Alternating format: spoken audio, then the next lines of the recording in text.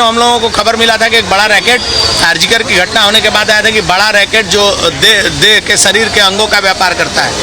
आज जब पश्चिम बंगाल सरकार के स्वास्थ्य विभाग ने छापा मारा तो हावड़ा के थैलेसेमिया हॉस्पिटल से वो रिकॉर्ड पाए गए हैं जिसमें यहाँ से बड़ी संख्या में यहाँ से ब्लड की चोरी होती थी और उसकी बिक्री होती थी। দেখুন, আমরা ইতিমধ্যে অভিযোগ পেয়েছি, বিভিন্ন সংবাদ মাধ্যমে আমরা দেখলাম যে কলকাতা যোধপুর পর যে অশোক ব্লাড ব্যাংক রয়েছে তারা 2 কোটি টাকার উপরে রক্ত, আমাদের এই রাজ্যের রক্ত, সাধারণ মানুষের রক্ত, সেই রক্তকে তারা বিক্রি করে দিয়েছে। তদন্ত চলছে। আরও যেসব বেসরকারি ব্লাড ব্যাংক রয়েছে তাদেরকে আমরা সতর্ক করব, সাধারণ মানুষের রক্ত নিয়ে আপনারা ব্যবসা করবেন না। অনেক সময় আমরা দেখেছি মুমূর্ষু রোগী যারা রয়েছে তারা ব্লাড পায় না, কেন আমরা বছরের পর বছর ব্লাড ডোনেশন ক্যাম্প করে যাই। আমাদের কাছে ব্লাডের ডোনেট কার্ডও থাকছে। কার্ড থাকার পরে আমরা যখন হাসপাতালে যাচ্ছি তখন বলছি ডোনেট দিতে হবে। অলরেডি আমি রক্ত দিয়ে রেখেছি, আমার রক্ত ব্লাড ব্যাংকে জমা রয়েছে, তার জন্য আমার কাছে ক্রেডিট কার্ড রয়েছে, তার সত্ত্বেও আমি রক্ত পাবো না। আমাকে বলা হচ্ছে যে আপনি ডোনেটার নিয়ে আসুন। এটা তো মানা যায় না তো। তাহলে আমার তাহলে ব্লাড ডোনেটার ক্যাম্প, আমি যদি ডোনেটার নিয়ে গিয়ে যদি আমাকে রক্ত সংগ্রহ করতে হয় তাহলে আমি তো ব্লাড ব্যাংক করে আমার কোনো লাভ নেই তো। ব্লাড ব্যাংকে রক্ত দিয়ে অগ্রিম কোনো লাভ হচ্ছে না। তো ইতিমধ্যে আমরা দেখেছি বিভিন্ন সময়ে বিভিন্ন ব্লাড ব্যাংক থেকে বিভিন্ন মুমূর্ষ রোগীর ফোন আসে আমাদের কাছে, রক্তের জন্য আসে। যতটা পারি আমরা চেষ্টা করি।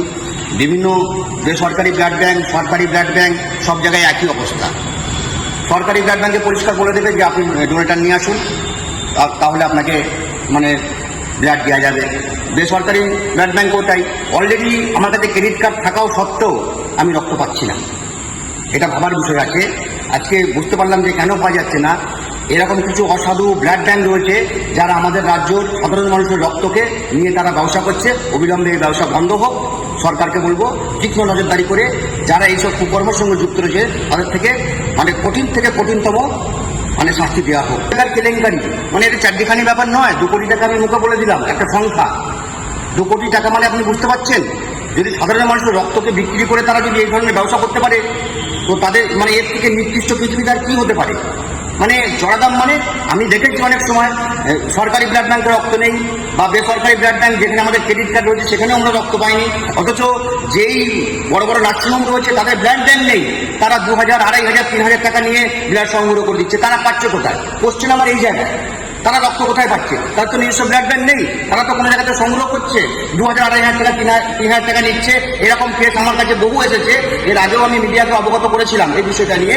তো এখন দেখতে পাচ্ছি যে আজকে আমাদের রাজ্যের যে রক্ত, যারা সাধারণ মানুষ রক্ত দান করছে, যারা নিঃস্বার্থে রক্তদান করছে, তাদের রক্তটা যাচ্ছে কোথায়? তাদের রক্তটা এইভাবে কালোবাজারি হয়ে বিক্রি হয়ে যাচ্ছে। সাধারণ মানুষ রক্ত পাচ্ছে না, মুমূর্ষ রোগীরা তারা প্রাণ হারাচ্ছে। আমি চাইবো আমাদের রাজ্যের যে রক্ত আছে রাজ্যতেই থাক। সাধারণ মানুষ যারা রক্ত দান করছে মুমূর্ষ রোগীর জন্য, সেই রক্ত কাজে লাগানো হোক। যারা এই কাজের সঙ্গে যুক্ত তাদেরকে কঠোর থেকে কঠোরতম শাস্তি দেওয়া হোক। সেই ব্লাড ব্যাংক আমাদের পঞ্চায়েত এলাকায় মাত্র একটাই ব্লাড ব্যাংক রয়েছে।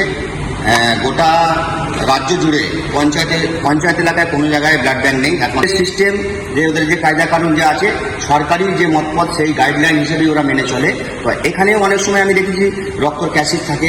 তো ওদের যে প্রজেক্টটা ছিল, যে রক্ত ফিল্টারিংয়ের যে মেশিন যে ছিল সিঙ্গেল থাকার জন্য, সেটা অনেক সময় ওরা রক্ত দিতে পারতো না, বা ওদের স্টোর যে করে রাখবে সেই পরিকাঠামো ঠিক ছিল না। ইতিমধ্যেই আমরা খবর দেন যে পরিকাঠামো আরও বাড়াচ্ছে, ফ্রিজার ওরা বাড়াচ্ছে বাইরে, যাতে করে সাধারণ মানুষ পরিষেবা পায়। আমি চাইবো যে যারা রক্ত দান করবেন আপনারা খুব খেয়াল রাখবেন যে আপনার রক্ত যেন বিক্রি না হয়ে যায়, আপনার রক্ত কোনো কালোবাজারি লোকের হাতে না পড়ে। আপনারা এটাই খেয়াল রাখবেন যে আপনি যখন বিপদে পড়বেন, আপনার পরিবার, আত্মীয় স্বজন বা পাড়া প্রতিবেশী যখন বিপদে পড়বে, মুমূর্ষ হবে, তার যখন রক্তের প্রয়োজন হবে, সে যেন স্বেচ্ছায় রক্তটা পায়। এদিকে খুব আমাদের খেয়াল রাখতে হবে।